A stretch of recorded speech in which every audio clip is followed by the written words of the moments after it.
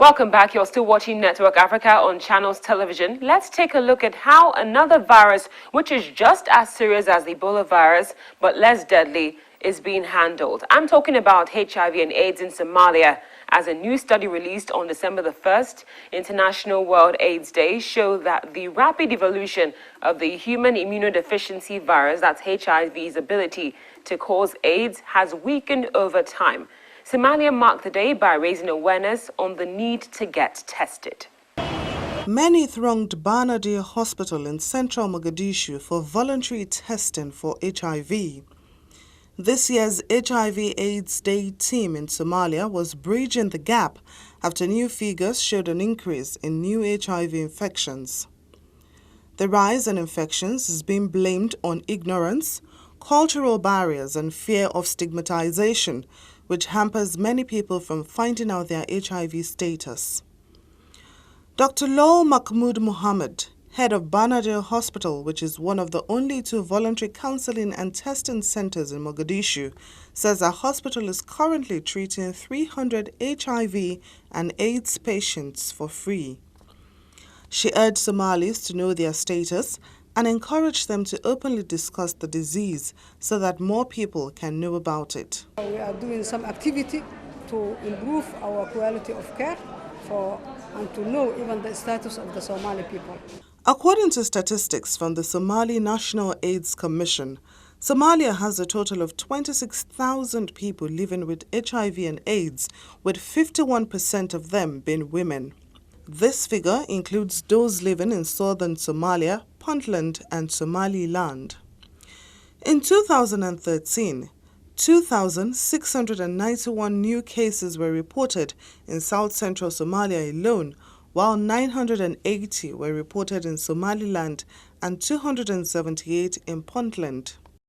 As part of this year's campaign, the youth have been targeted with some 200 university students from Somalia University and Jazeera University between the ages of 19 to 23 receiving free screening at Banadir Hospital.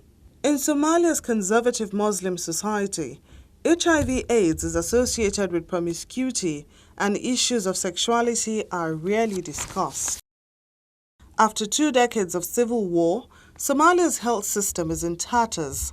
Like Banadir, most hospitals in the country receive no government support and are funded by local and international aid organizations.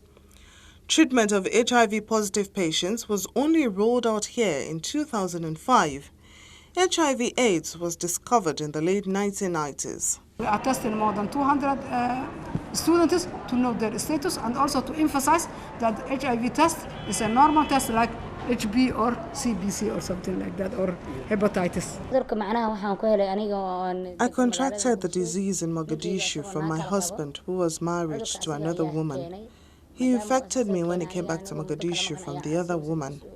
After I realized it, I went for an HIV test in the hospital and was referred to Banadir Hospital. That is how I started taking medication, says Sarah Ahmed, a mother of 7 who is living with HIV. Like many who fear stigmatization, Ahmed was apprehensive about getting tested. She found out her status 7 months ago and is now urging Somalis to get tested, especially newlyweds, before exchanging vows. Now, when Uganda's President Yoweri Museveni signed into law the HIV and AIDS Prevention Act earlier this year, there was collective disappointment amongst health and rights activists around the world.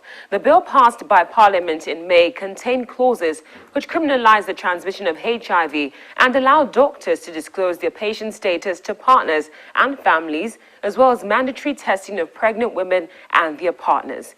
The government argued that the law, first put forward as a bill in 2010, is needed to cut infection rates and reinforce other government measures to combat HIV and AIDS, following a resurgence in infections in a country which was once hailed as a success story in the global fight against the disease. After taking stock, the United Nations was optimistic. Our targets would have been met in Guinea and Liberia by December the 1st. But clearly, that has not been the case, as the virus has continued to spread. When UNMIR was deployed, we asked some of the best disease epidemiologists to try and help us understand where we would be on December 1, what kind of caseload we would be facing. And for planning purposes, the scenario that they projected was up to 10,000 new cases per week across the 3 countries. We're at less than 1/10 that. The UN Health Agency did not provide any explanation for the abrupt increase, but the figures published on its website appeared to include previously unreported deaths. Sierra Leone does not yet have enough beds in treatment centers to isolate Ebola patients, but the UN says overall, the tide of the disease is being turned. We have exceeded those targets in most cases. In the case of safe burials, those targets are met or exceeded in all 3 countries.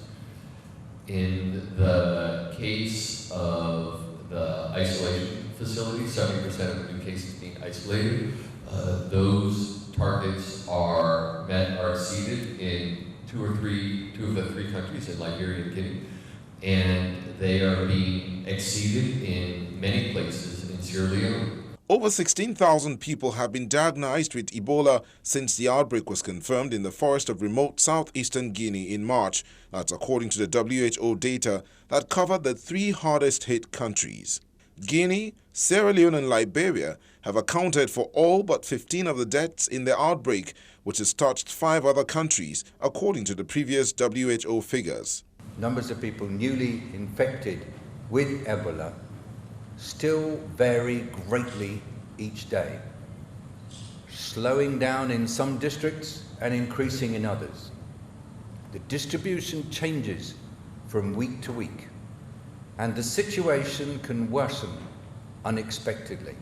Meanwhile, thousands of people have been mobilized in affected countries to try to track down everyone who has been in contact with each Ebola patient. For instance, these health workers are attending training on Ebola in Porto Loco in the northwest of Sierra Leone. This is one of the rural parts of the country greatly affected by the Ebola virus outbreak.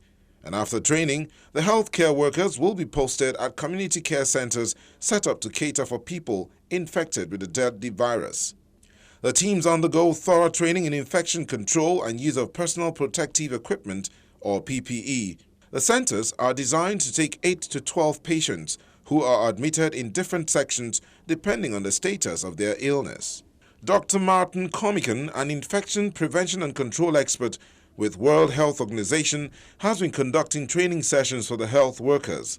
So before the community care centers open, there's a period of about 3 days training, so they get trained in something about the background of the virus and how it makes people sick and how it spreads.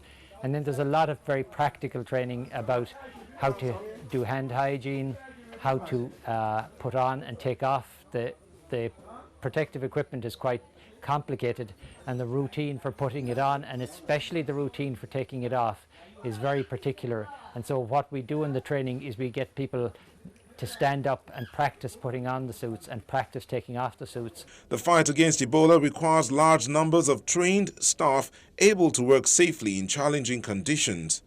Training for doctors, nurses, hygienists, community volunteers and burial teams are among the programs being run in the Ebola response. To combat rural cases, health workers need to deploy rapid response units complete with specialists and equipment that can be flown by helicopter to remote villages at the first sign of the disease spread. We initially bring people here to train nationals. When these nationals are trained, they become trainers on their own, and then they train other people. So this is how we can scale up, and this is a snowball effect, I would say. And so there are more and more nationals that will be trained, and this is how we will maintain the sustainability. We will ensure the sustainability. Such efforts helped to shut down outbreaks in Nigeria and Senegal, but the worst-hit countries still have deeply unreliable data, with Liberia erroneously adding about 1,000 deaths to the latest figures published at the weekend. We'll take another break now on Network Africa. When we return, we'll be giving honor to whom honor is due.